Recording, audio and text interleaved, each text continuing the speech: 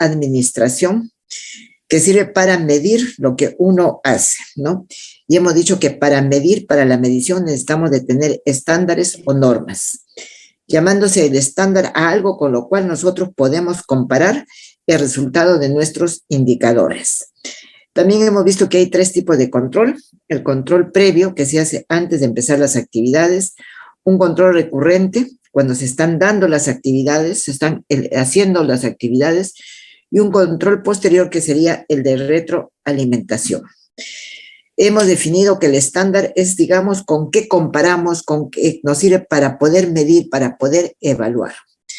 Hemos mencionado también que tenemos 3 herramientas o formas de control, que son la evaluación, el monitoreo y la supervisión. Hemos dicho que la evaluación y el monitoreo son para las actividades y la supervisión es para la capacitación en servicio. No sé si de lo que hemos visto el día lunes haya quedado alguna pregunta, algo que no entendieron, que sería el momento que me la pudieran hacer.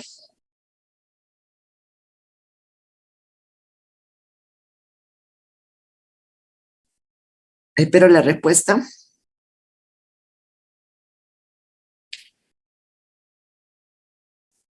Espero que estén entendiendo. Miren, la próxima semana es nuestra última semana. La subsiguiente semana, el día lunes, estamos dando examen. Ya saben que el examen es presencial, ¿sí? Entonces, el día de hoy, esta es una clase corta y yo voy a aprovechar el tiempo que es corta. Incluso muchos de los indicadores se los voy a dejar para que ustedes los revisen, para poder avanzar y recuperar la clase que quedó pendiente de la sexta semana, que era sobre organización, ¿sí? Dicho esto, empezamos definiendo qué cosa es un indicador. Ya habíamos definido lo que era un estándar, que hemos dicho que es el parámetro con el cual se compara. Vamos a ver la definición de indicador. Dice que es la relación entre variables cuantitativas o cualitativas que permiten observar la situación y tendencia de cambio generadas en el objeto fenómeno observado en relación con los objetivos y metas previstas y los impactos esperados.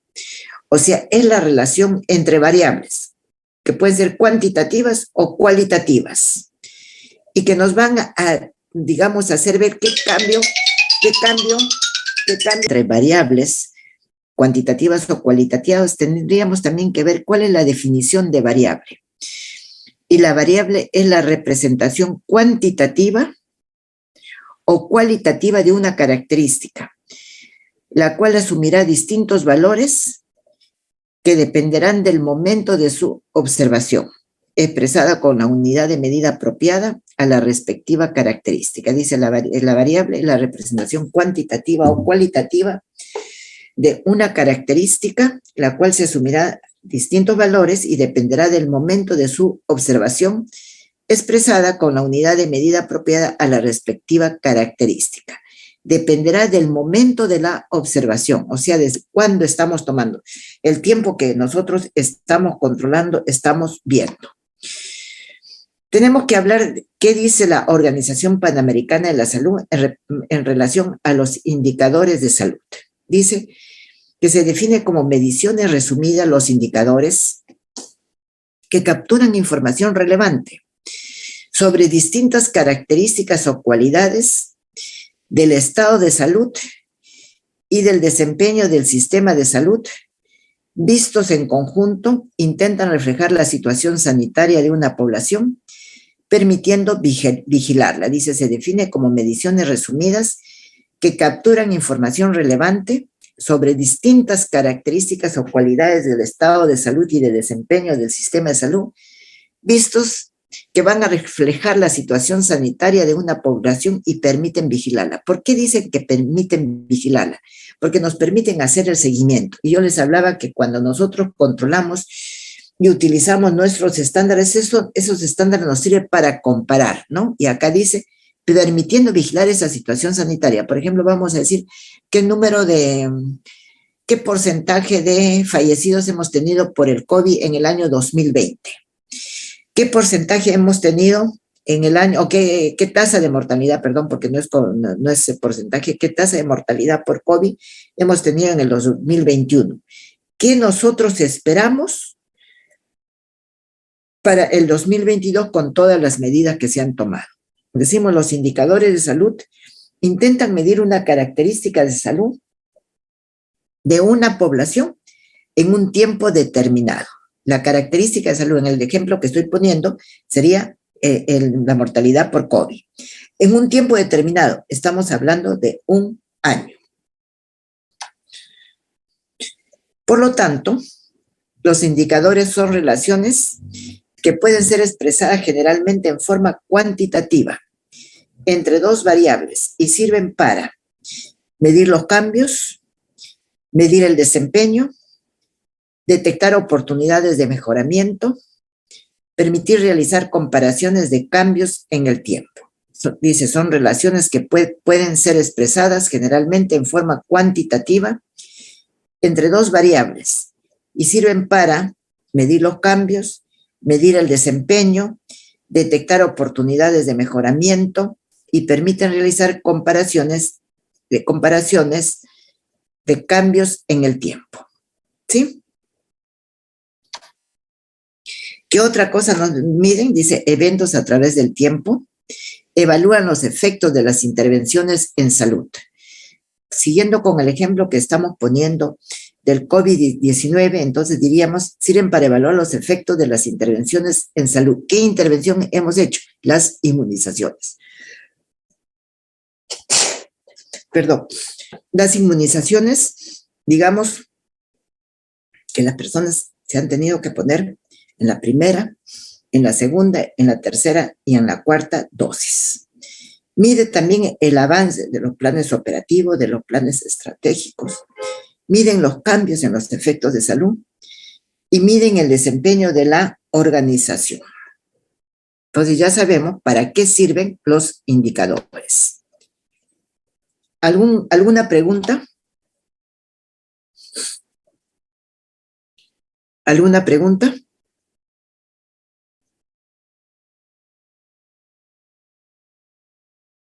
¿Están escuchando?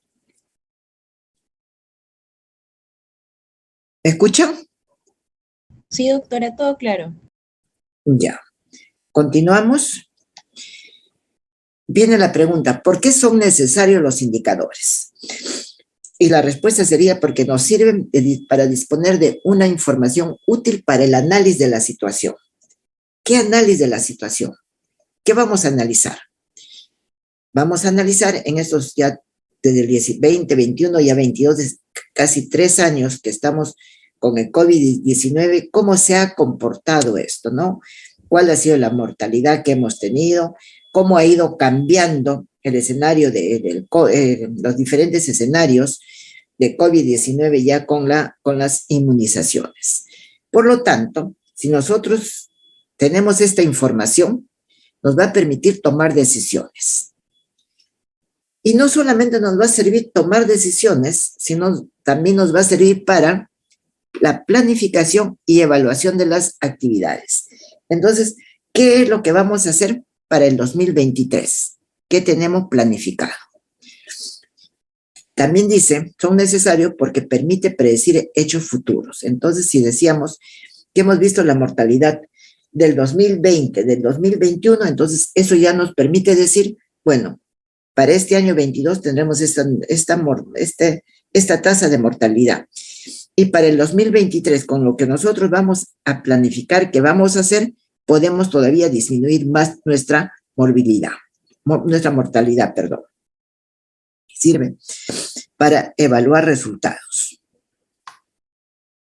¿Cómo se construye un indicador? Y yo les digo,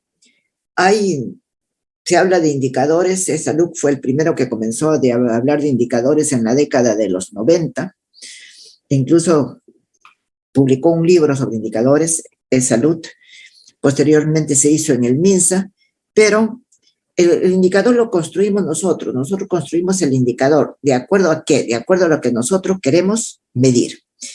Entonces dice que para la construcción de un indicador, La estructura básica está definida por la relación de variables en una expresión matemática, o sea que tiene un numerador y tiene un denominador.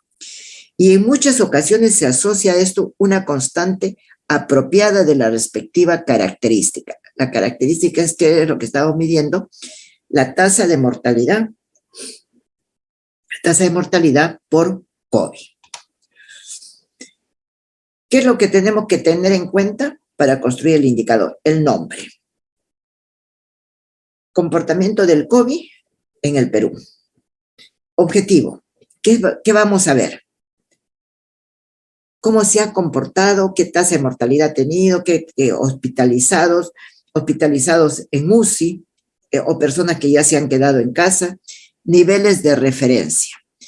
Si nosotros queremos compararlo con la tasa de mortalidad de COVID con la mortalidad total, entonces el nivel de referencia será mortalidad por COVID sobre mortalidad por todas las demás patologías. Los puntos de lectura son estos que acabo de decir y la frecuencia es en cuánto lo vamos a medir, en 1 año, en 2 años, en 5 años. Entonces, es la forma como nosotros vamos a elaborar o vamos a construir nuestro indicador. Numerador, denominador por la constante. La constante será, si es porcentaje, será por 100. Si hablamos de tasa, será por 1000.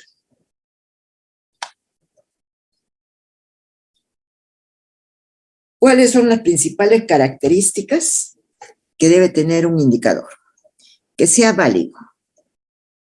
Y eso se define como que expresa lo que intenta medir. Que tenga oportunidad en el momento que se necesitan para tomar una decisión. Si no tenemos, entonces, ¿cómo podemos tomar decisiones? Acabábamos de ver hace un momento lo importante que es para tomar las decisiones y para poder planificar qué es lo que vamos a hacer de acá para adelante. Que sean específicos, exclusivos del fenómeno. Si estamos midiendo mortalidad por COVID, no estaremos midiendo mortalidad por neumonía también, ¿no? Salvo que ustedes medían, sí, neumonía por COVID. Entonces, en eso sí sería diferente. ¿Por qué? Porque estamos hablando del COVID. Que sean sensibles para captar los cambios ocurridos, que haya disponibilidad, por lo tanto sean fáciles de conseguir, que estén disponibles, que estén los indicadores. Si nadie elaboró los indicadores y decimos vamos a medir, ¿y dónde está el indicador? Nadie sabe nada. Que sean simples, que sean fáciles de interpretar. O sea, simplemente viendo el nombre del indicador, viendo las variables, entonces ya nosotros sabemos de qué se está tratando. Y finalmente, calidad. Y cuando hablamos de calidad, hablamos que estos registros sean veraces. Entonces decimos que las características de los indicadores son validez, expresa lo que intentan medir, oportunidad en el momento que se necesita para tomar una decisión, específicos, exclusivos del fenómeno, sensibles, capta cambios ocurridos, disponibles, fáciles de conseguir, simplicidad, fáciles de interpretar y calidad, que sean los registros veraces.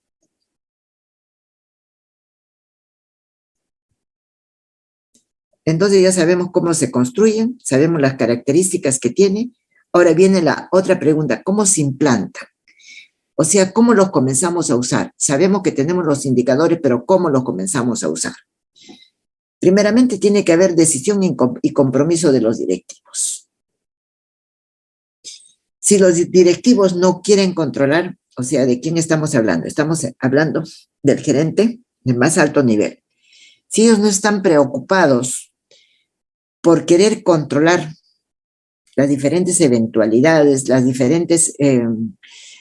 diferentes casos, vamos a decir, de salud de la población, de la morbimortalidad, entonces no vamos a hacer nada. Lo otro, el personal operativo debe participar en el diseño. Cuando estamos elaborando los indicadores, no los va a elaborar el jefe de servicio solo o con un grupo de asesores.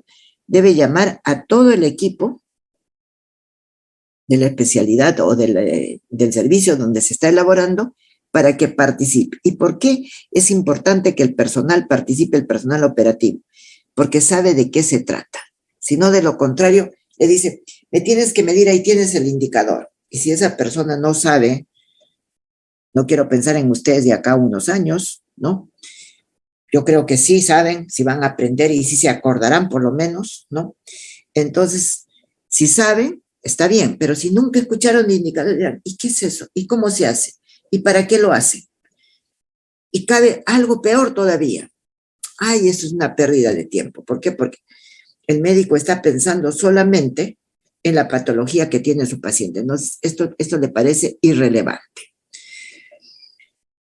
Es importante también que se seleccionen indicadores estratégicos. Así como hemos dicho, no podemos estar midiendo todo, también tenemos que decir que no podemos estar diseñando indicadores para todo. Tenemos que ver la importancia, tenemos que priorizar.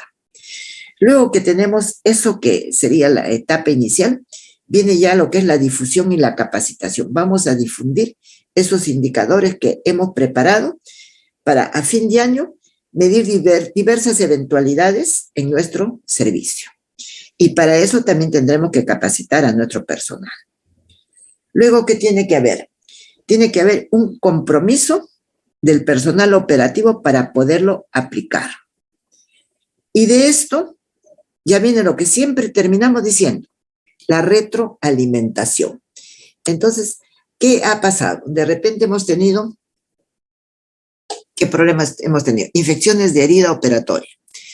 ¿Y por qué hemos tenido infecciones de herida operatoria? ¿Será que dejaron al residente o dejaron al interno que cierre sola la pared abdominal? Entonces, había que ver los reportes operatorios para ver si eso sucedió, ¿no? Y finalmente, análisis de procesos y desviaciones.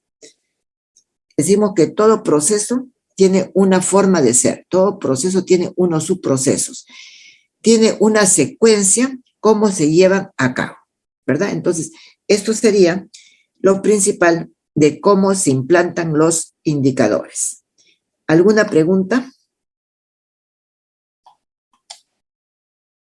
¿Alguna pregunta?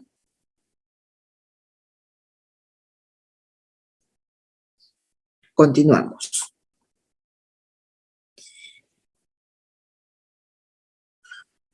¿Cómo se clasifican los indicadores?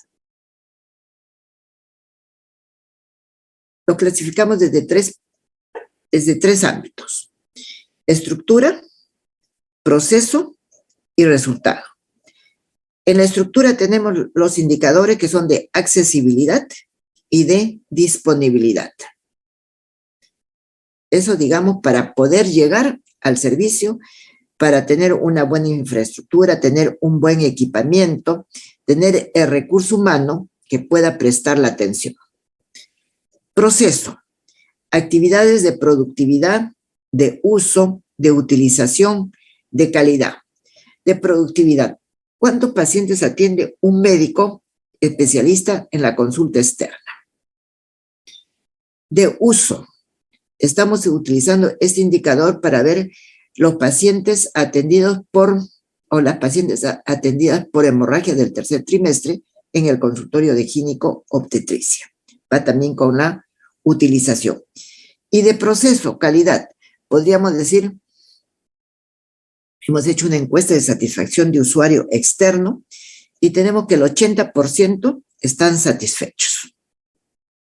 Entonces, más o menos, les estoy poniendo ejemplos a grandes rasgos para que puedan entender. Y finalmente tenemos de resultados que va a medir la cobertura. Y va a medir esa cobertura desde el punto de vista de la eficiencia. No hubo ninguna complicación, no hubo infección de heridas operatorias. Los procedimientos que han hecho o el tratamiento que han dado ha sido efectivo. Y finalmente la efectividad. La efectividad, que es, digamos, lo que se mide, ese resultado, pero a un mayor plazo. Entonces, de esta manera, vemos cómo se clasifican los indicadores y ya les he ido mencionando características de cada uno de estos principales indicadores que son de estructura, proceso y resultado. Dice que los indicadores de estructura están relacionados con las condiciones físicas en las que se brinda la atención y que incluye aspectos como seguridad del ambiente en el que se brinda la atención y pertinencia de la oferta de servicios en función a necesidades de los usuarios. Están relacionados, dice, con las condiciones físicas en las que se brinda la atención y que incluye aspectos de seguridad del ambiente. Los indicadores de proceso, se ha mencionado, digamos, de manera sucinta, ahora vamos a ver cómo los definimos. Dice, caracterizan las acciones que constituyen la prestación del servicio.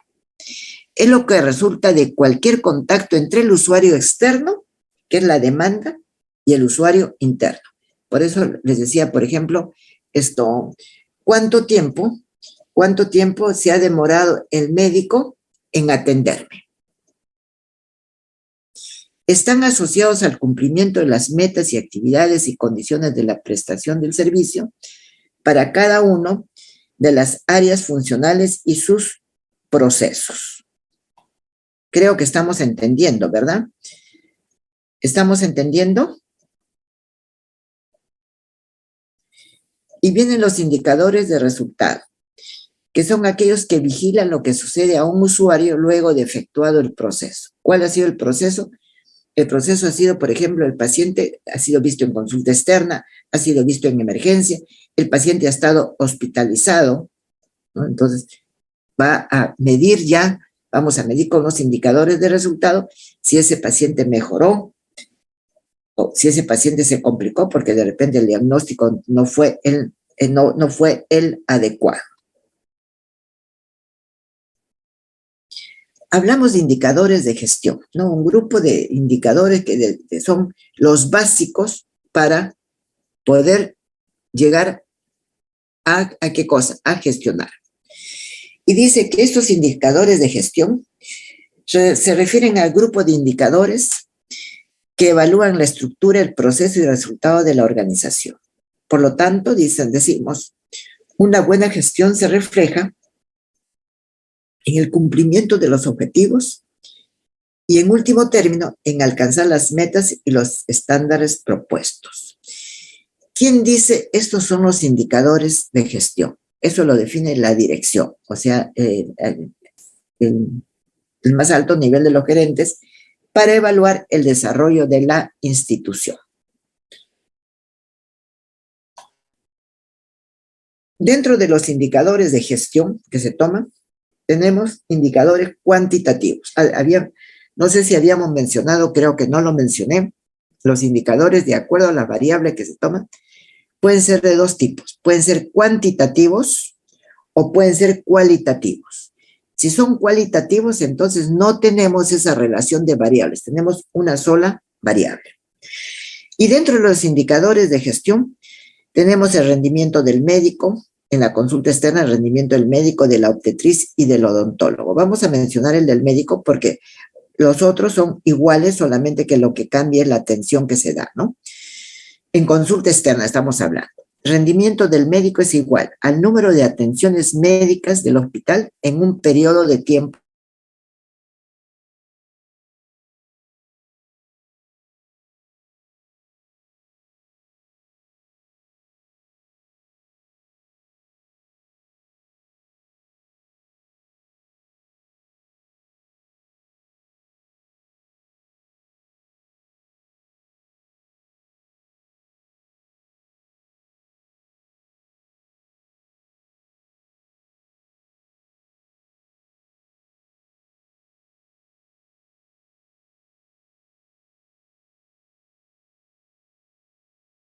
Recording in progress. Para ir comparando cuánto es la rendición del médico A, ¿no?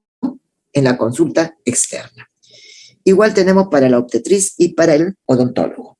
Entonces, ¿qué nos hace pensar? Nos hace pensar que si ese médico está contratado para trabajar 6 horas en la consulta externa, entonces ese paciente, si vemos el estándar, si es un médico para ver la consulta externa en medicina general, tendrá que atender 4 pacientes por hora.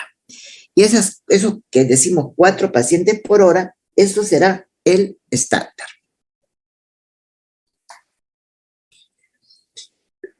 Hablamos de centro quirúrgico. Proporción de intervenciones quirúrgicas suspendidas. Entonces, la proporción de intervenciones quirúrgicas suspendidas es igual a número de operaciones suspendidas sobre el número de operaciones realizadas en el mismo periodo. ¿De qué vamos a hablar? Vamos a hablar, por ejemplo, de un mes también, o vamos a hablar de un año. Número de operaciones suspendidas sobre el número de operaciones realizadas, ¿cuándo? En un año. Lo que sí está mal en la proporción, que tenga ese 100 que está ahí. Porque cuando nosotros hablamos de proporción, no estamos hablando de porcentaje. Y acá sí ya tenemos la diferencia con porcentaje. Dice porcentaje de intervenciones quirúrgicas suspendidas. Es igual al número de operaciones suspendidas en un periodo sobre el número de operaciones programadas en el mismo periodo, por 100. ¿Sí? Las cesáreas se miden en tasa. Y entonces acá también está mal, en la lámina, porque la tasa no es porcentaje, la tasa es 1000. Entonces sería número de cesáreas realizadas en un mes sobre el número de partos realizados en el mismo periodo por 1000. El rendimiento de las salas de operaciones está dado, digamos, cuántos número de operaciones, ¿no?, que ha habido. Hoy, no sé qué pasó. Número de operaciones en un periodo de tiempo sobre el número de salas de operaciones utilizadas. Entonces, esos son otros indicadores de gestión. Consulta externa se está midiendo con esto, centro quirúrgico. ¿Qué otra cosa es importante? Porcentaje de infecciones intranosocomiales. Número de pacientes es igual a número de pacientes con infecciones intrahospitalarias en un periodo, vamos a decir, en un año, por el número de egresos en el mismo periodo. Pero si ya nosotros decimos porcentaje de infecciones intranosocomiales, entonces nosotros tendríamos que multiplicar todo por 100. Porcentaje por 100, tasa por 1000. Y les decía que los indicadores pueden ser cuantitativos o pueden ser cualitativos. Cualitativos no tiene las dos variables, ¿no? Y dentro de los cualitativos podemos ver dos. El tiempo de espera. El tiempo de espera dice que es medir el tiempo transcurrido desde la llegada del paciente al establecimiento hasta que sale del establecimiento. Y por lo tanto eso nos sirve para conocer los nudos críticos, dónde se demora más el paciente en esa atención ambulatoria. Y quizá vamos a ver dónde se demora más en esperar que el médico lo vea. ¿Qué otro indicador cualitativo tenemos? La satisfacción del usuario. No lo podemos medir entre dos variables, es una sola variable. El objetivo general, dice, es evaluar la calidad de atención de los servicios de los establecimientos de salud a través del nivel de satisfacción del usuario. Captar y suministrar información útil para mejorar la atención de salud en los hospitales.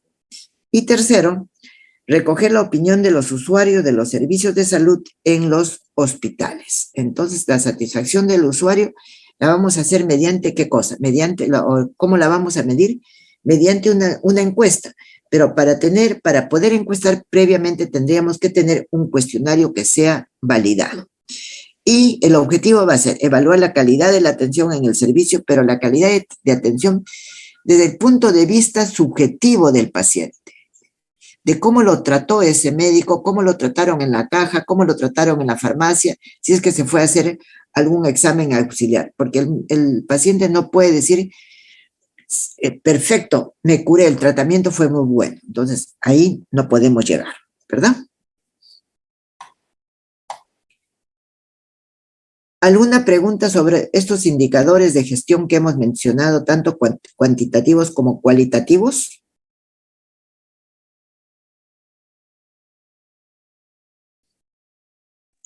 No, doctora. Gracias, continuamos. Indicadores para monitoreo del desempeño del hospital. Esto lo voy a pasar, se los voy a dejar. Están los de productividad, que son, digamos, de proceso. Eficiencia, esto es de resultado. Eficiencia de resultado. Esto se los dejo ahí, ustedes los van a ver.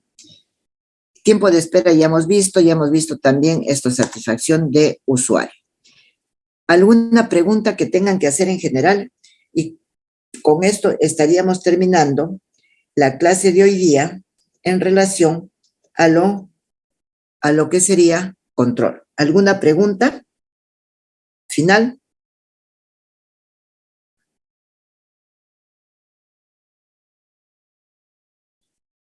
Bueno, si no hay preguntas, le agradecería por favor a su delegado, que lo molesto bastante, que me pueda poner la clase de organización para cumplir con esa clase que no la habíamos hecho.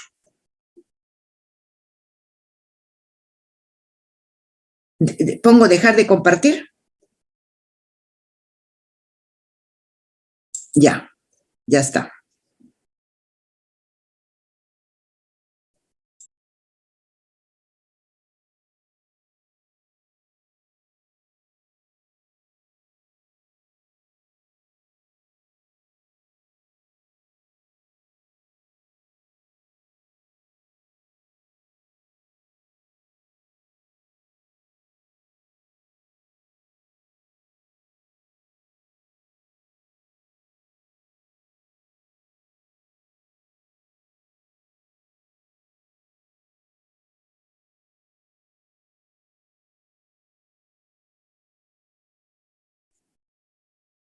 Eric, yo también puedo.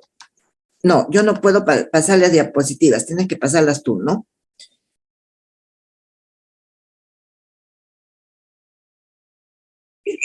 Ah, perfecto. Bueno, esta clase de organización se constituía en la primera semana de la unidad 3. Ustedes saben que dijimos que teníamos 4 unidades. Entonces, miren, estamos terminando la unidad 3, ya solamente nos quedaría la 4ª unidad.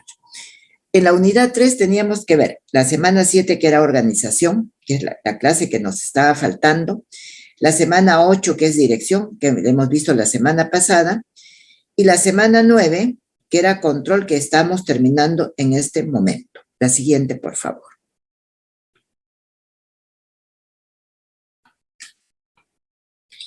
Con esta unidad temática 3, ¿qué logros pensamos que ustedes deben tener? Primero, que conozcan la organización de los establecimientos de salud según su nivel de complejidad y su capacidad de resolución, que conozcan y valoren el proceso en la toma de decisiones, que reconozcan las condiciones para el liderazgo y el trabajo en equipo y la toma de decisiones. La siguiente. Que les permita reconocer la importancia del control en el proceso administrativo. Y creo que ha sido suficiente, que en varios momentos les he mencionado que no por tener prejuicios, incluso hice la pregunta, no por tener prejuicios, no debemos dejar de controlar. ¿Qué otro logro? Que conozcan los principales indicadores de gestión en los servicios de salud. Los principales indicadores son esos indicadores que les acabo de mostrar, indicadores de gestión, y que puedan utilizar indicadores de gestión para evaluar servicios de salud. Si ya los conocen los indicadores, entonces lo único que tendrían que hacer sería aplicarlos. Siguiente. ¿Qué vamos a ver en cuanto a organización? Vamos a ver su definición, la estructura y diseño organizacional.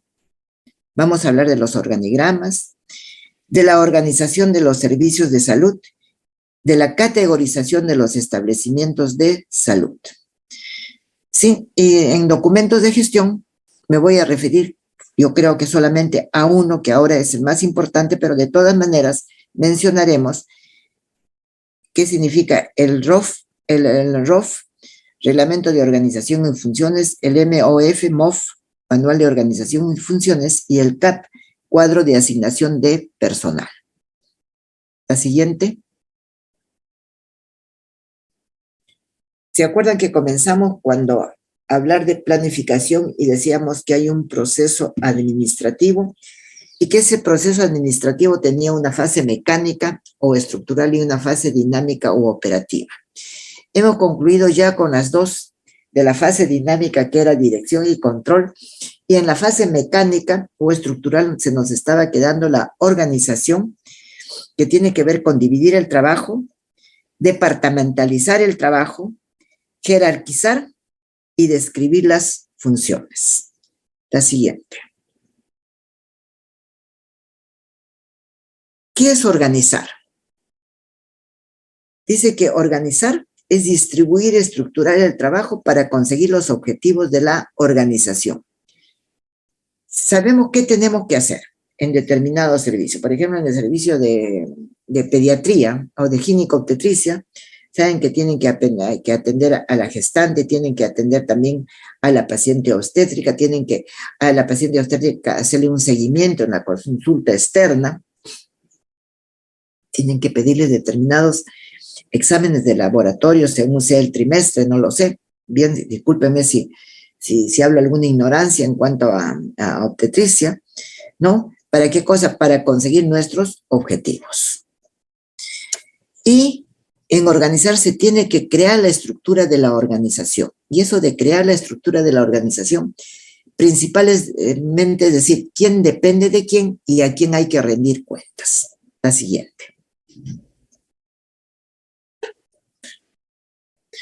Por lo tanto, dice, organizar es el proceso de ordenar y distribuir el trabajo, la autoridad y los recursos para alcanzar los objetivos y las metas propuestas. Por lo tanto, la pregunta será, ¿qué tareas realizar? ¿Qué tareas, qué actividades vamos a hacer? ¿Cómo agrupamos estas tareas? Y cuando decimos cómo agrupamos, ya las estamos departamentalizando, ¿no? ¿Qué tarea realizar? Vamos a ponernos en un horizonte de un hospital. ¿Qué tarea realizar? Atención del paciente. Pero, vamos a suponer en consulta externa. La atención del paciente en consulta externa, pero vendría la pregunta. ¿Qué paciente? Niños, mujeres, gestantes, tercera edad. ¿Sí? Y no solamente eso lo vamos a hacer en consulta externa, también lo vamos a hacer en hospitalización. Entonces tenemos esas tareas que vamos a atender, digamos, a todo este conjunto de pacientes. Pero para realizar esas tareas tenemos que agruparlas. ¿Agruparlas qué? A la gestante, ¿quién va a atender? El ginecobstetra. A los niños, ¿quién va a atender? El pediatra. A la tercera edad podrá atender medicina interna, ¿no? Por eso viene la pregunta más abajo que dice, ¿quién las llevará a cabo? Ahora, ¿a quién se rendirá cuentas? Ese médico de consulta externa, ¿de quién depende? Depende del jefe de la consulta externa. Pero a su vez, y miren lo que estoy diciendo en este momento, que lo vamos a ver posteriormente, perdón, también tiene que rendir cuentas al jefe de servicio. ¿Al jefe de servicio de qué? De medicina interna, por decir algo. Y la otra premisa que tenemos que tener en cuenta es en qué nivel se tomarán las decisiones. Entonces, esto que no está como preguntas, está, digamos, puesto de esta manera como puntos a tener en cuenta, nos va a definir en sí qué es la organización, qué es el proceso de organizar. Ay, perdón, la siguiente. Por lo tanto, organizar es el subproceso de la administración que permite ordenar y distribuir el trabajo, la autoridad y los recursos entre los miembros de una empresa. Nos referimos principalmente a recurso humano. ¿Con qué propósito? De alcanzar las metas y los objetivos de la empresa. Ordenar y distribuir el trabajo, la autoridad y los recursos. La siguiente. Y por lo tanto, cuando nosotros organizamos, hacemos lo que acabamos de decir, creamos lo que sería esta figura que ustedes están viendo. ¿Y a esto qué se denomina? Se denomina un organigrama. ¿Y qué representa el organigrama? Representa la estructura de la organización. Creo que lo vamos a ver más adelante, pero de todas maneras lo dejamos sentado. Tiene, digamos, antes se decía, es el muñequito normativo. Tiene una cabeza que sería la jefatura, tiene los brazos que vendrían a ser el órgano de apoyo, ¿no?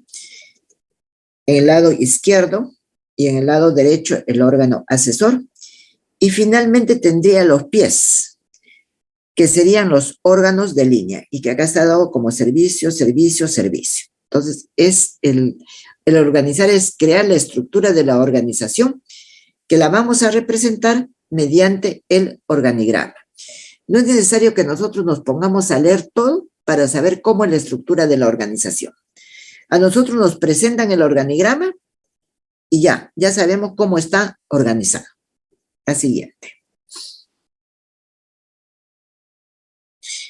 ¿Qué requisitos necesitamos para poder organizar?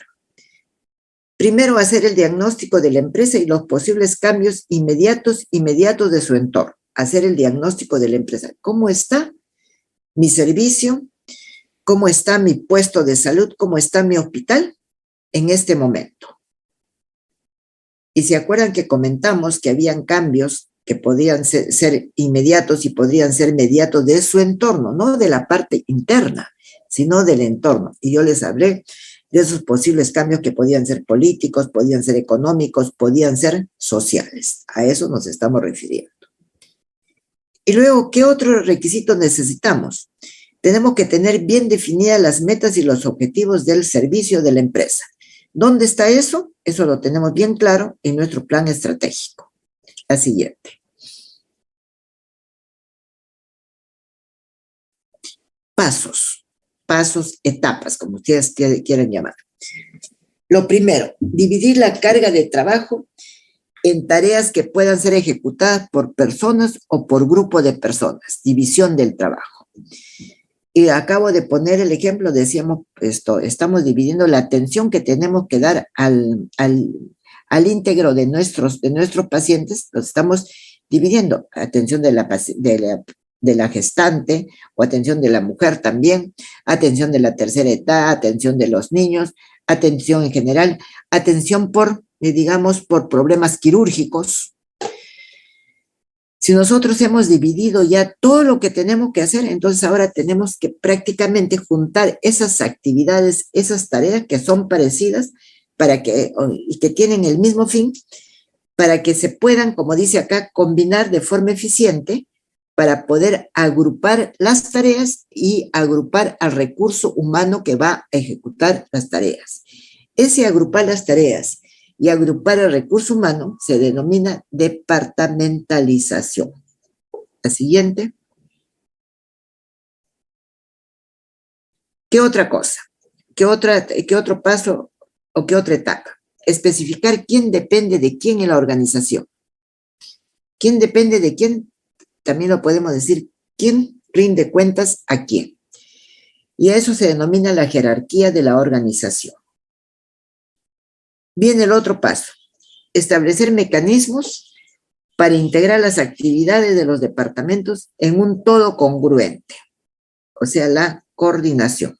Establecer mecanismos para integrar las actividades de los departamentos en un todo congruente, coordinación. La siguiente.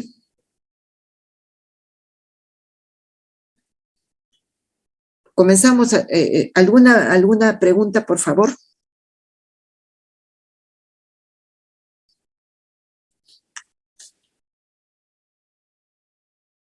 ¿Alguna pregunta?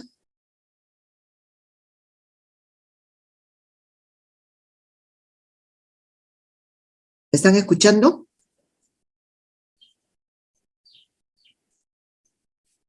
¿Me están escuchando? Sí, Sí, doctora, doctora. todo está claro. Ya. Comenzamos con división del trabajo, ¿verdad? La división del trabajo dice, descompone una función o actividad en sus componentes. La división del trabajo crea tareas simplificadas que se pueden aprender y realizar con facilidad, fomentando la especialización. Internistas, ginecobstetras, pediatras. Actualmente la mayoría de los gerentes consideran la especialización del trabajo como una ayuda para que los empleados sean más eficientes. Y no solamente hablamos, o también podemos hablar del puesto de salud, ¿no? En el puesto de salud, ¿qué hace el médico? ¿Qué hace la enfermera? ¿Qué hace el técnico? El tecnólogo. ¿Qué va a hacer el técnico de estadística, ¿no? Seguimos. La siguiente.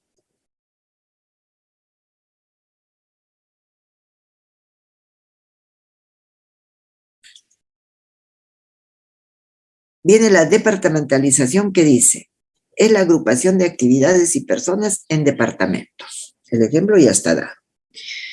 Es el resultado de las decisiones que toman los gerentes en cuanto a las funciones que han sido divididas y la forma de agruparlas en relación a grupos parecidos. Dice, resultado de las decisiones que tomaron los gerentes en cuanto a sus funciones y que han sido divididas y la forma de agruparlas en relación a grupos parecidos. Es la forma en que se agrupan los puestos. Entonces, ¿cómo agrupamos ya esas tareas que las hemos dividido? ¿Quién las va a realizar? ¿No? Entonces ya hablamos de la especialización. La siguiente. La departamentalización también decimos que consiste en agrupar las actividades o trabajos a fin de que puedan alcanzar las metas de la organización. Esa departamentalización puede ser por funciones, puede ser por productos, puede ser por procesos, puede ser por clientes, puede ser desde el punto de vista geográfico o puede ser matricial. Y vamos a ir viendo cada uno de estos que también lo vamos a ver o de repente lo vamos a ver después cuando veamos los organigramas. La siguiente. Funcional, acá está. Dirección, por funciones, medicina, cirugía, pediatría, ginecobstetricia. Departamentalización por funciones. La siguiente. Departamentalización por producto. Tenemos arriba la gerencia, servicios odontológicos, servicios médicos y hablamos de medicamentos. Y en los servicios médicos podemos ver la parte de operaciones, podemos ver también finanzas, podemos ver marketing, pero no nos hagamos problema mejor con eso, porque nos vamos a confundir. Quedémonos como producto, mercado, servicios de odontología, servicios médicos y medicamentos. ¿Podrían ser también servicios de enfermería? Sí, también podrían ser servicios de enfermería. ¿Podrían ser servicios de psicología? También. La siguiente. Geográfica. La gerencia. Y desde el punto de vista geográfico vamos a trabajar en el área centro, en el área sur y en el área norte. Entonces podríamos hablar de la ubicación de los establecimientos de salud. La siguiente.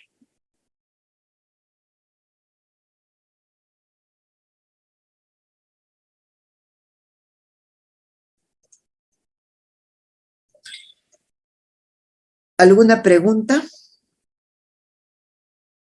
Antes de continuar, ¿alguna pregunta?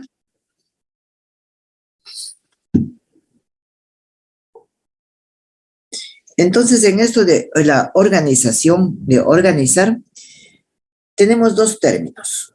Un término se denomina estructura organizacional y el otro se denomina diseño organizacional.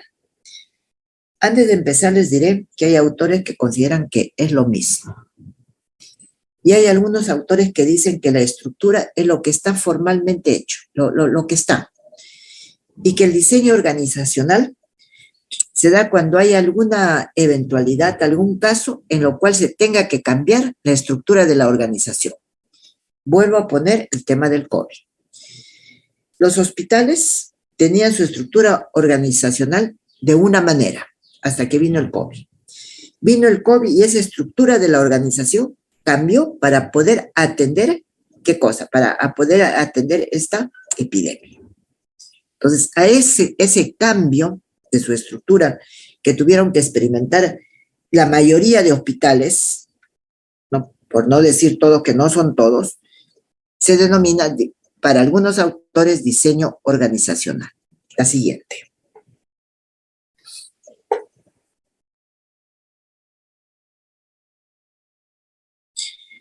Para Strater York, en 1988 define la estructura organizacional de la siguiente manera. Dice que es el conjunto de las funciones y de las relaciones que determinan formalmente las funciones que cada unidad debe cumplir y el modo de comunicación entre cada unidad. Entonces, habla, mire, de funciones, habla de relaciones, ¿no? Y habla también de la comunicación que debe haber entre cada una de las unidades. La siguiente.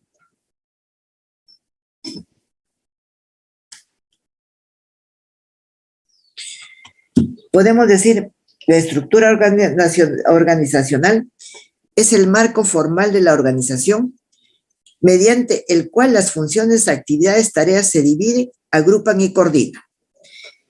Es el marco de la organización mediante el cual las funciones, las actividades, las tareas se dividen, se agrupan y se coordinan.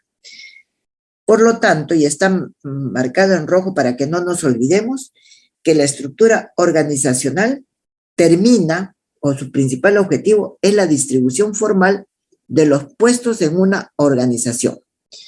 Médicos, enfermeras, psicólogos, dentro de los médicos las diferentes especialidades, o vamos a decir las 4 básicas que hemos estado mencionando. La siguiente. Y otra vez volvemos a ver el organigrama, que ya lo hemos visto, la jefatura, órgano de apoyo, órgano asesor y los órganos de línea que representa la estructura de la organización. La siguiente. Por lo tanto, esta estructura se diseña en base a metas, objetivos y recursos. Dentro de los recursos, les decía, principalmente son los recursos humanos, pero tampoco nos podemos olvidar que para trabajar necesitamos recursos físicos, como son infraestructura física, equipamiento, y que también necesitamos de los recursos económicos.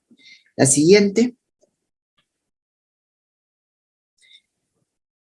¿Cuáles son las características de una estructura organizacional? Son 3.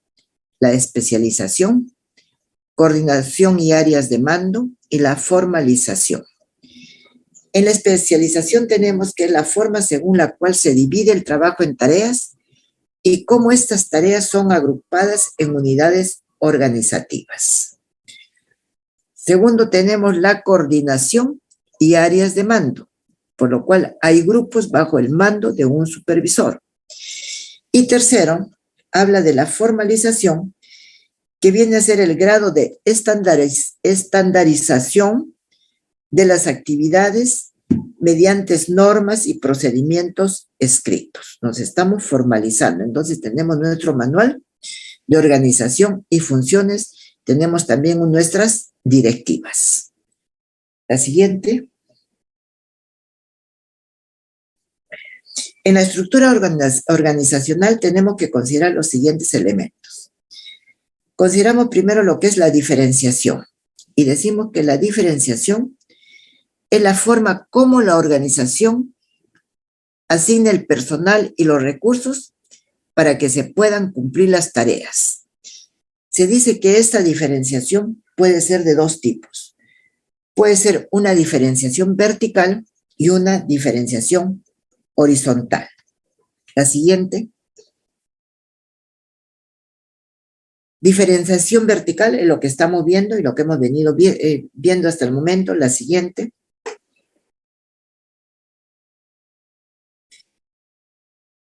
¿Cómo se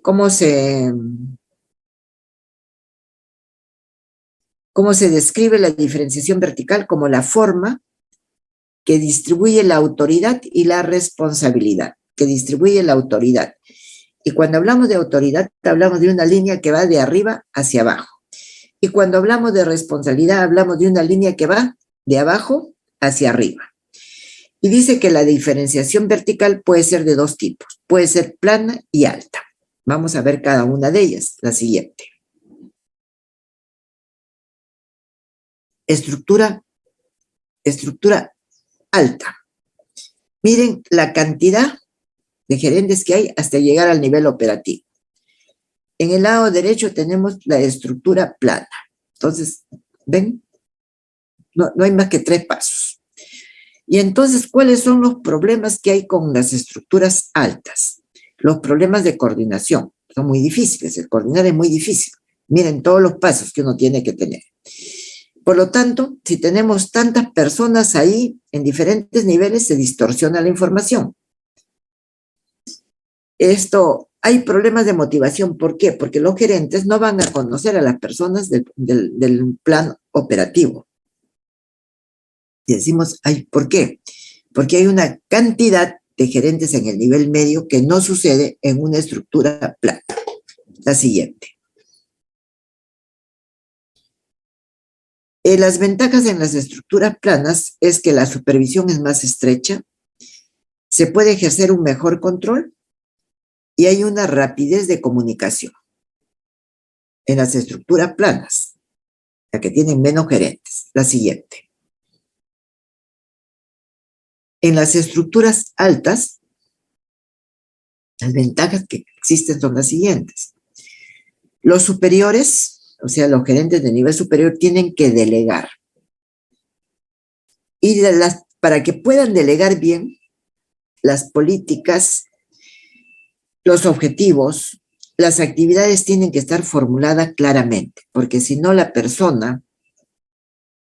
¿Me pone la anterior, por favor?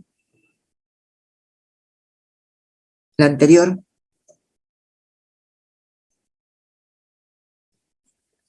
¿Por qué? Porque a las personas a las cuales se van a delegar no van a poder entender.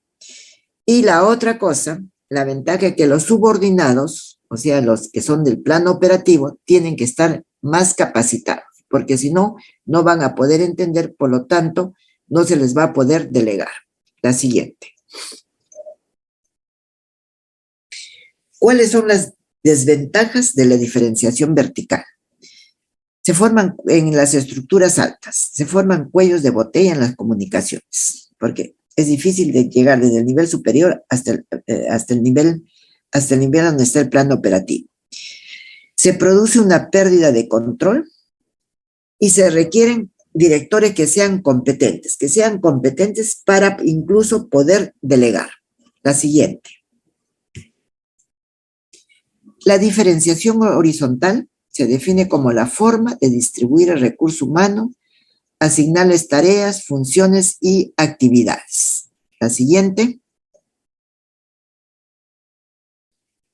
Los tipos de diferenciación horizontal pueden ser estructural, pueden ser funcionales, por producto, y acá ya tenemos un término nuevo, que lo vamos a ver, que es la estructura matricial. La siguiente. Estructura funcional. Reúne en un departamento a todas las personas que se dedican a una actividad o función o a varias funciones relacionadas entre sí. El departamento de ginecobstetricia. ¿Sí? Estructura funcional. La siguiente. ¿Lo ven acá? Medicina, cirugía, pediatría, ginecobstetricia. La siguiente. Puede ser también consulta externa, emergencia, hospitalización. Ventajas en esas estructuras: agrupar personas que realizan tareas similares, hay un mayor control sobre las actividades, pero sí pueden haber problemas que sean de comunicación, por ejemplo, de comunicación. A veces no se comunican bien la consulta externa con la emergencia, no siempre, pero muy raras excepciones. hay pacientes que vienen a consulta externa y no son de consulta externa, sino que son de emergencia. ¿Hay un problema de medición? Sí, puede haber un problema de medición y puede haber también problemas en cuanto a ubicación. La siguiente. La diferenciación horizontal estructurada por producto, mercado o área geográfica dice que reúne en una unidad de trabajo a todos los que participan en la producción del servicio o los que están en cierta zona geográfica o a los que tratan con cierto tipo de clientes. La siguiente. Geográfica, área centro, área sur, área norte. A ver la siguiente para ver si tenemos tipos de clientes. La siguiente. Sí, servicios odontológicos, servicios médicos. Hablamos también de medicamentos. La siguiente. Estructura matricial. No sé si me puedes poner, discúlpame, la siguiente para después regresar a esta. Ya. Esta es una estructura matricial. Ustedes ya han visto varios tipos de organigrama y hemos hablado del muñequito normativo, pero acá se perdió, digamos, esa configuración. Y tienen esto, ¿no? Gerencia general. Tienen en la parte horizontal, hacia arriba está medicina, pediatría, cirugía y obstetricia. Pero verticalmente tenemos consulta externa, emergencia y hospitalización. Y a esto se denomina una estructura matricial. ¿Qué quiere decir? Que tiene dos jefes. Vamos a suponer, vamos a hablar de medicina. Tiene un jefe que es el jefe del servicio de medicina o del departamento de medicina.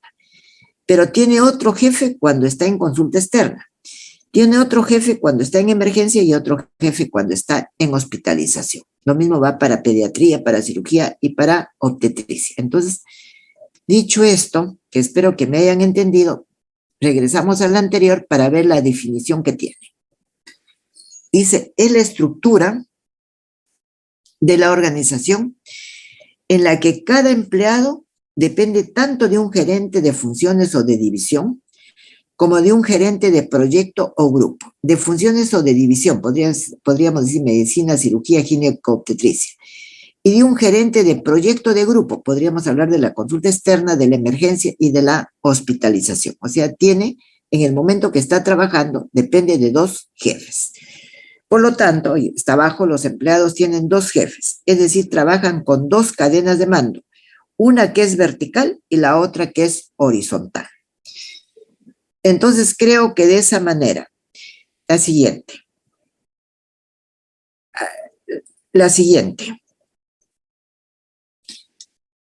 No, la anterior, perdóname. Ya hemos visto la figura, hemos visto la definición, creo que entendemos la estructura matricial. ¿Alguna pregunta?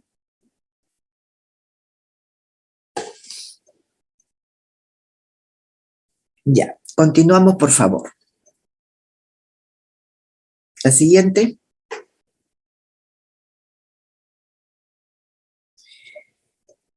Ahora vamos a definir, vamos a hablar del diseño organizacional, que se acuerdan lo que yo les dije cuando empezábamos.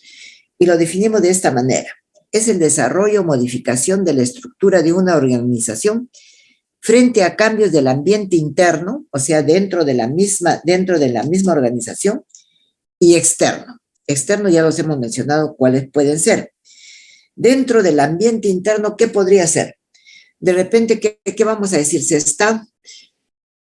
va a rehabilitar o se va a ampliar la sala de hospitalización?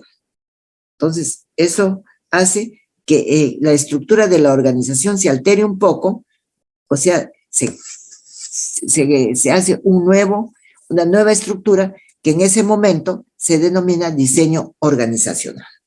La siguiente. El diseño organizacional nos dice que permite adaptar la estructura y los procesos de una organización para mejorar el funcionamiento de la organización y facilita la toma de las decisiones. La siguiente. Acá tenemos, dice, requisitos fundamentales en el diseño de la organización. Una estructura básica y hay una diferencia. Hay un mecanismo de operación, pero sí tenemos para cambiar y tener ese diseño organizacional, reglas y reglamentos. ¿Hay mecanismos de decisión? Sí hay mecanismos de decisión. ¿Y esto dónde está? En la jerarquía de la autoridad. También tenemos mecanismos de coordinación. Sí tenemos mecanismos de coordinación. ¿Y esto se trata de qué? De que integramos todos los servicios de los diferentes departamentos. La siguiente. El diseño organizacional tiene elementos. Ustedes van a ver que son los mismos, que son de la estructura organizacional. División del trabajo, especialización, departamentalización que ya hemos hablado, cadena de mando que vamos a ver, amplitud de control, centralización, descentralización y formalización. La siguiente.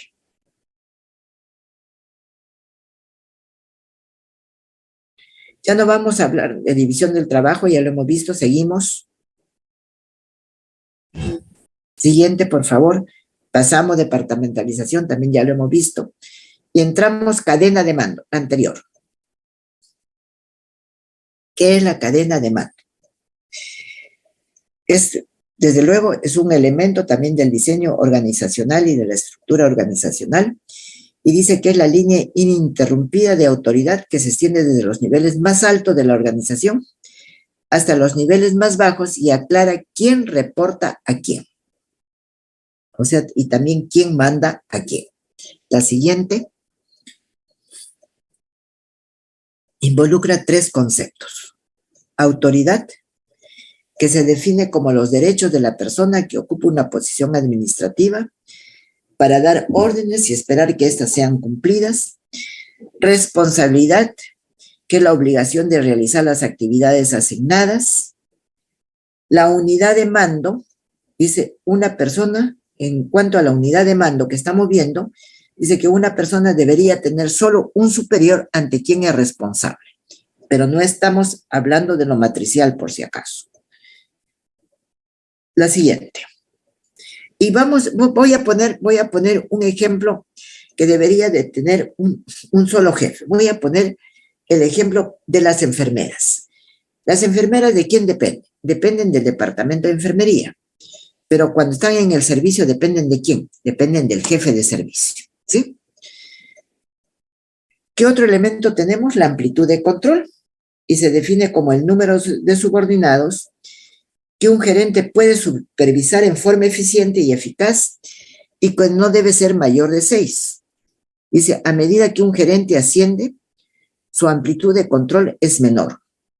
Y se relaciona con la organización, si es que esta es plana o es alta. Dice, es el número de subordinados que un gerente puede supervisar en forma eficiente y eficaz y no debe ser mayor de 6. A medida que un gerente asciende, su amplitud de control es menor y se relaciona con la organización.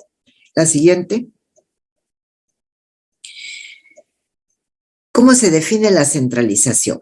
Dice que la centralización es el grado en que la toma de decisiones se da en los niveles superiores de la organización, es decir, está concentrada en los niveles altos, en los gerentes de más alto nivel. Entonces, la toma de decisiones no es compartida, digamos, ni con los gerentes del plano medio, ni menos con los gerentes que están cerca a los operativos. La siguiente. ¿Cuáles son esas ventajas de la centralización? Cuando las decisiones se toman arriba. Las decisiones son tomadas por administradores que poseen una visión global de la empresa, conocen más. Quienes toman las decisiones están mejor entrenados que quienes están en los niveles más bajos, en nosotros los médicos. En los niveles más bajos, ¿quiénes están?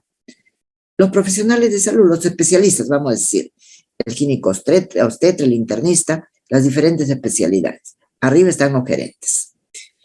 ¿Qué otra ventaja de la centralización? Elimina la duplicidad de esfuerzos y reduce los costos operacionales de la descentralización. ¿Qué otra cosa? Ciertas funciones logran una mayor especialización y un aumento de habilidades. ¿Alguna pregunta hasta acá o en este cuadro de ventajas de centralización que no lo entiendan?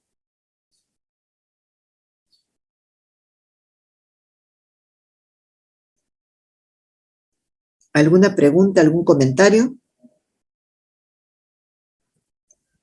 Seguimos. La siguiente. ¿Y cuáles son las ventajas de la centralización? O sea, que las decisiones se tomen arriba. Las desventajas son 3. Quienes toman decisiones raramente tienen contacto con las personas y situaciones involucradas. O sea, están viendo, y eso es malo, y aprovecho para decirles eso, están viendo solamente las cosas desde el escritorio, pero no conocen nada de lo que esté abajo, no saben de qué se trata. ¿Qué otra cosa? ¿Por qué? No saben de qué se trata, porque son gerentes. Y de repente ese gerente no es médico, y peor todavía, ¿no? Entonces, no sabe, está tomando decisiones, pero solamente desde el punto gerencial. ¿Qué otra desventaja? Las líneas de comunicación más distanciadas ocasionan demora y un mayor costo operacional. Y tercero, al haber número de personas involucradas, crece la posibilidad de que haya distorsiones y errores personales en el proceso. ¿Alguna pregunta sobre desventajas de centralización?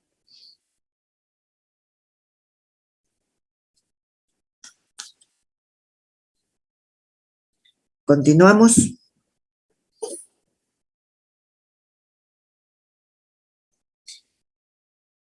Viene lo opuesto de la centralización, que sería la descentralización. Y dice que la descentralización es la transferencia de la autoridad de la toma de decisiones a los niveles más bajos de la organización. Es la transferencia de la autoridad, la toma de decisiones a los niveles más bajos de la organización. La siguiente.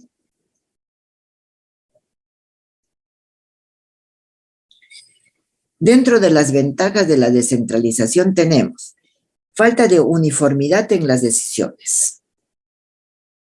Por lo tanto, insuficiente aprovechamiento de los especialistas, falta de equipo apropiado de funcionarios en el campo. Al descentralizar se debe capacitar, o sea, tenemos falta de uniformidad en las decisiones, insuficiente aprovechamiento de los especialistas, falta del equipo apropiado o de funcionarios en el campo.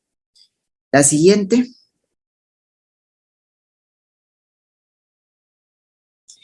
Pasamos ahora a otro elemento, creo que es el último. Dice la formalización. Y dice la formalización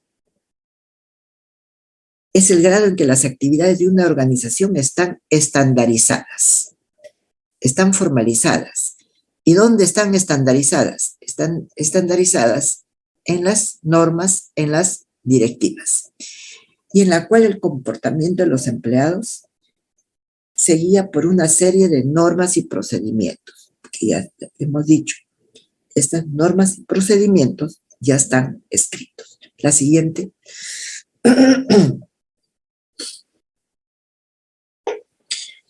En la formalización puede hacerse mediante el cargo, especificaciones realizadas con el cargo, descripción del cargo del puesto de trabajo, qué cosa tiene que hacer cada uno en su puesto de trabajo, el flujo de trabajo a través de instrucciones y procedimientos detallados, las reglas y los reglamentos para formalizar las reglas y procedimientos para todas las situaciones posibles que puedan existir. ¿Qué sería esto? Serían directivas. La siguiente.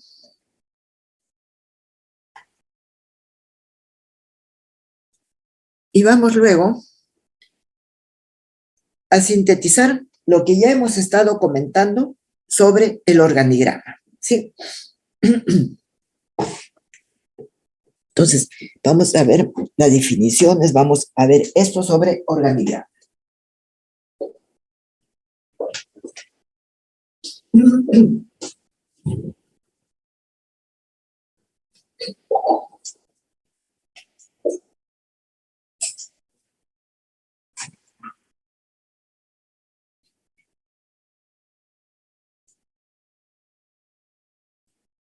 Perdón. Perdón. No, déjame un ratito. Déjame un ratito respirar que... No. Organigrama. Entonces dice, el organigrama... Ay, qué barbaridad. No me deja ni un minuto. No puede ser. Dice que el organigrama es la representación de la estructura de la empresa. Ya eso lo hemos mencionado. Y hemos dicho también que basta con mirar el organigrama, no tenemos por qué comenzar a leer todo que no vamos a entender. ¿Cuáles son los componentes? La dirección, que es la cabeza del muñequito normativo, el órgano de control, que está a la izquierda, el órgano de asesoramiento, que está a la derecha, el órgano de apoyo, y tenemos los órganos de línea, la siguiente.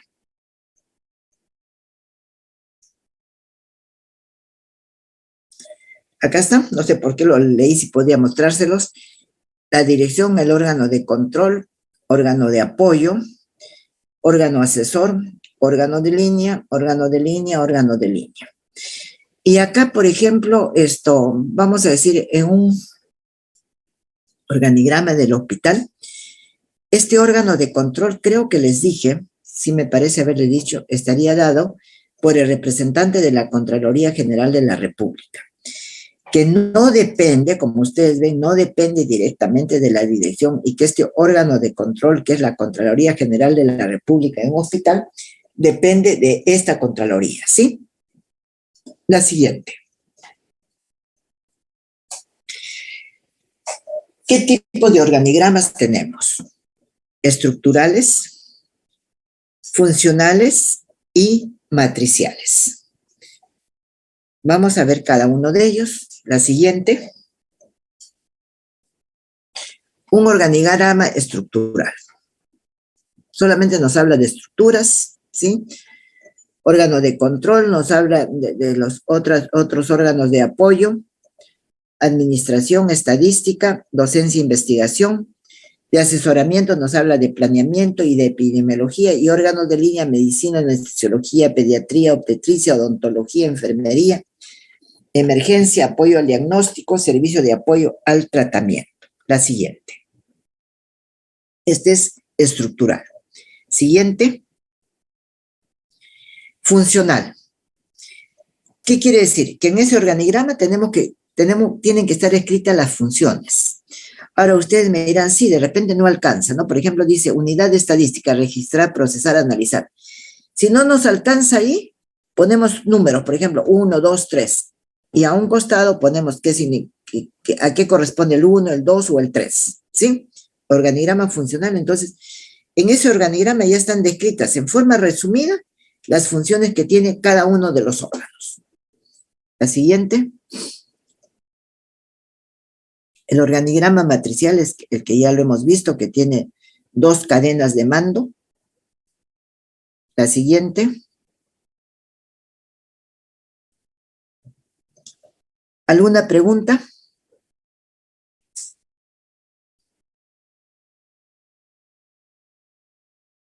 ¿Alguna pregunta? Dentro de los ¿alguna pregunta? Perdón, discúlpeme. Sí, doctora. Sí, dime.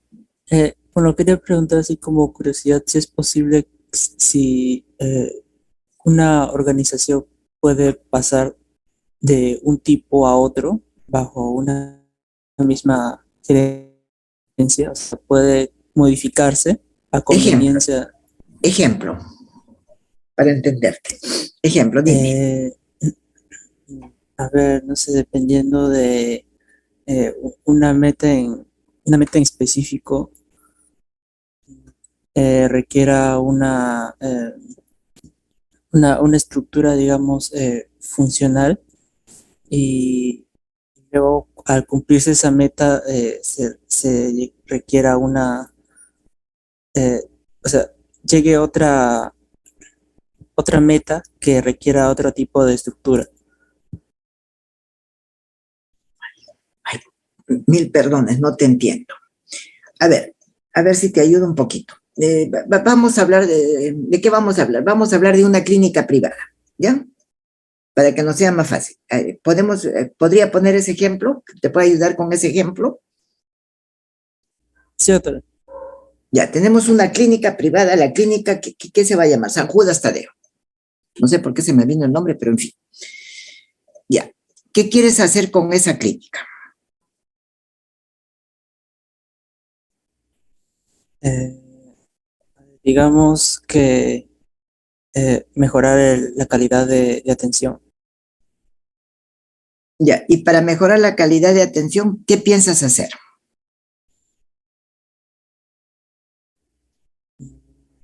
Digamos que haya, que las citas estén, que todas las citas estén programadas, que siempre hayan citas para los pacientes. Ya, pero para hacer eso, no necesitas cambiar la organización. Lo único que tú tendrías que crear la unidad, digamos, de citas para consulta externa. Y esa unidad de citas para consulta externa la estás creando dentro de la consulta externa. ¿Y cuál va a ser la función que va a tener? Justamente, digamos, ver la cita de los pacientes, y tú dices que quieres que se atienda con calidad. No solamente ver la cita de los pacientes, sino, por ejemplo, tiene un paciente que está citado para mañana a las 8 de la mañana.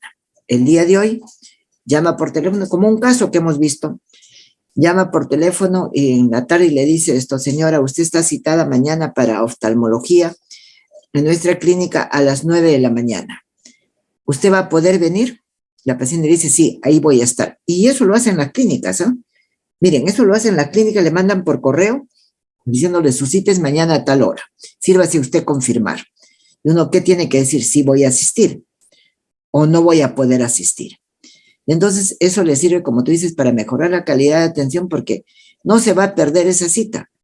Tienes cuántos pacientes en espera de tener esa oportunidad. Entonces, ya tú puedes llamar a otro paciente que no estaba citado y le puedes decir, mire, tengo este espacio libre mañana a las 9 de la mañana. ¿Podría usted venir?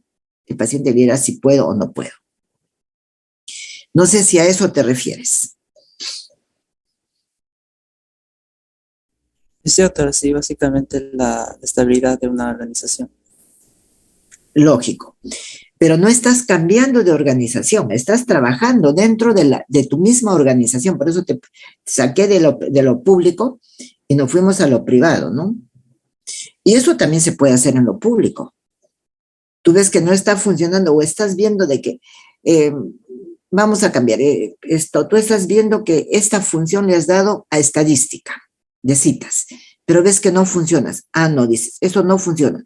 Esto de frente lo traigo y hago que se ponga como una unidad de la consulta externa. Porque en estadística me hacen demasiado problema y en realidad pues no lo manejan bien. No sé que si con eso me entiendes un poco mejor. Sí, doctora, está más claro. Ya. No, si no está claro, dime y seguimos hasta que pueda quedar claro.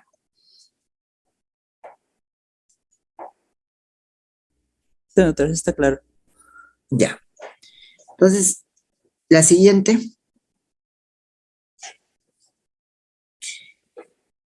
Quería ir a esto. Ah, perdóname, no sé si me puedes regresar. Bueno, el reglamento de organización y funciones es el ROF. Eso es en todo el hospital. Cuando se hace un manual de organización y funciones, que es el MOF, esto debería ser un MOF para cada una de las áreas, pero para cada uno de los servicios. Pero, ¿qué es lo que vamos a ver inmediatamente? Prácticamente que este ROF y este manual y esos manuales como que han sido reemplazados por otro documento que lo vamos a ver.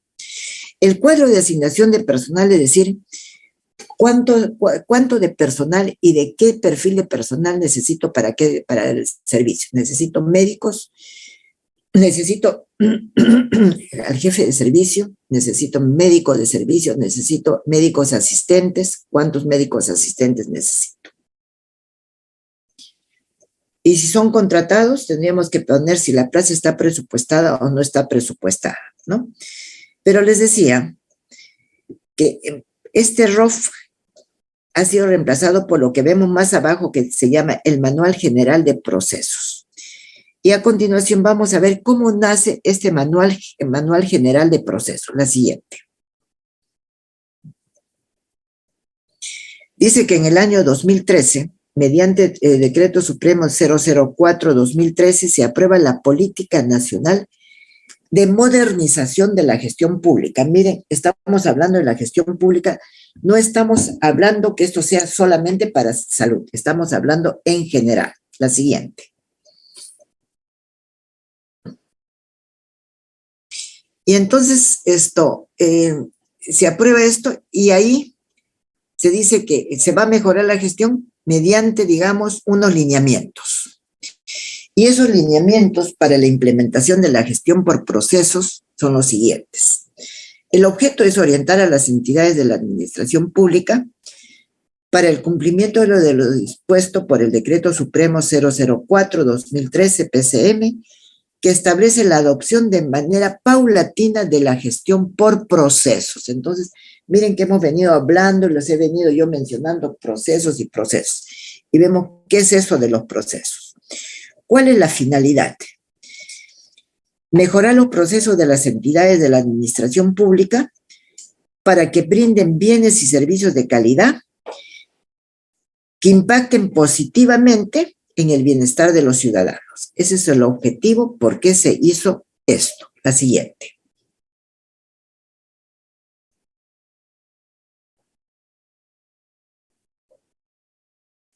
La siguiente. Y acá, como ejemplo, para que vean esto, el contenido del manual de operaciones, está este del Instituto Nacional del Niño de Salud San Borja, que fue el primero que trabajó este manual y el primer manual aprobado. Esto tiene una introducción, tiene un título primero, que es descripción del instituto, donde está la base legal, la visión, la misión, los objetivos estratégicos y las funciones generales. O sea, ¿de qué está hablando? Acá estaría inmerso lo que sería el plan estratégico. La siguiente.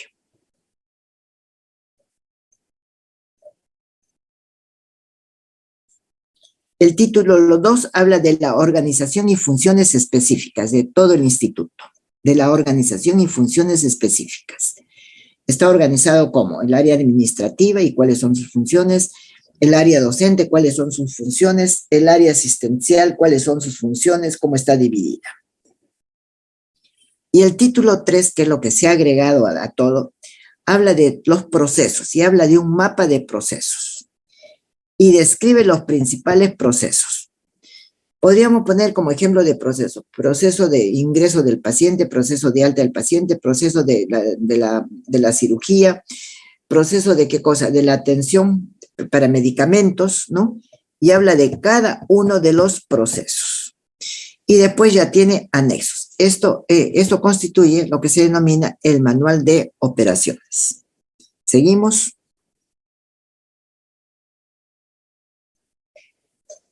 Y esto es importante porque es más fácil, porque se va a evaluar mediante esto, ¿sí?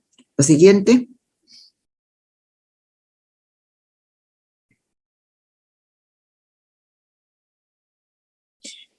¿Alguna pregunta final? ¿Alguna pregunta? Pasamos a organización de establecimientos de salud. Y bueno, creo que hemos definido red de salud.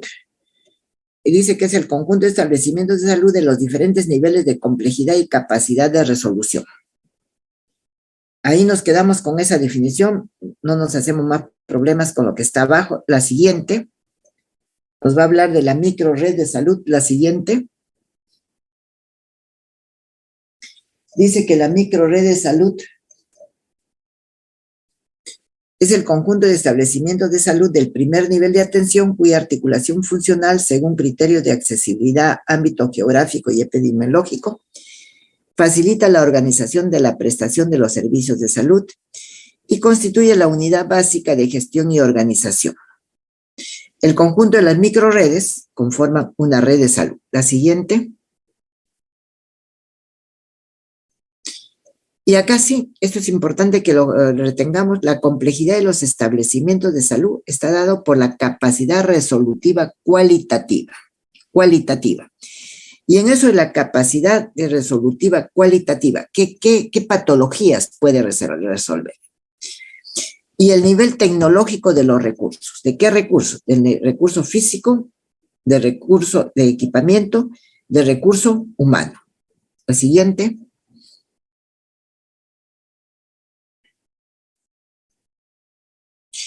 Dentro de la categorización de establecimientos de salud, que se trabaja en categorías de establecimiento de salud desde el año 2004, la última norma salió, me parece, en el 2011, la siguiente. Sí, salió en julio del 2011, categorías de establecimiento del sector salud. Con esa norma estamos hasta ahora, la siguiente. Categoriza los establecimientos en primer nivel, 1.1, 1.2, 1.3, 1.4. Segundo nivel, 2.1, 2.2, 2E. Y tercer nivel, 3.1, 3.2 y 3E. Primer nivel, 1.1, puesto de salud sin médico. 1.2, puesto de salud con médico. 1.3, centro de salud sin internamiento. 1.4, centro de salud con internamiento. Segundo nivel, ya hablamos de hospitales. 2.1, las 4 especialidades. 2.2, puede tener otras especialidades más. Y 12, segundo nivel especializado, como podría ser el hospital psiquiátrico, el de la carretera central, el Emilio Valdizán. Tercer nivel, 3.1, 3.2 y 3 especializado. Cuando hablamos del 3 especializado, estaríamos hablando de qué cosa? Estaríamos hablando del Instituto Nacional de Salud del Niño, del Instituto de Oftalmología, del Instituto de todos los institutos que tenemos, que son 7 o 8 institutos los que tenemos. La siguiente. La categorización dice que es la clasificación en base a niveles de complejidad y a características funcionales comunes que en conjunto determinan su capacidad resolutiva, respondiendo a realidades sociosanitarias similares y diseñadas para enfrentar la demanda de salud. La siguiente.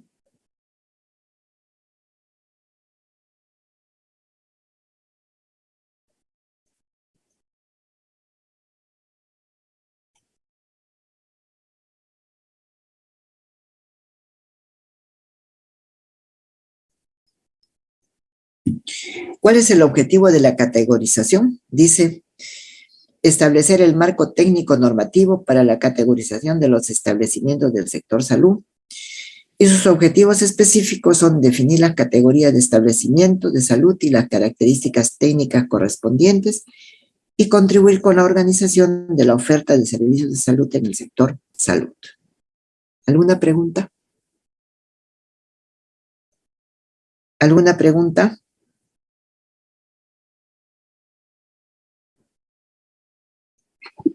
La siguiente.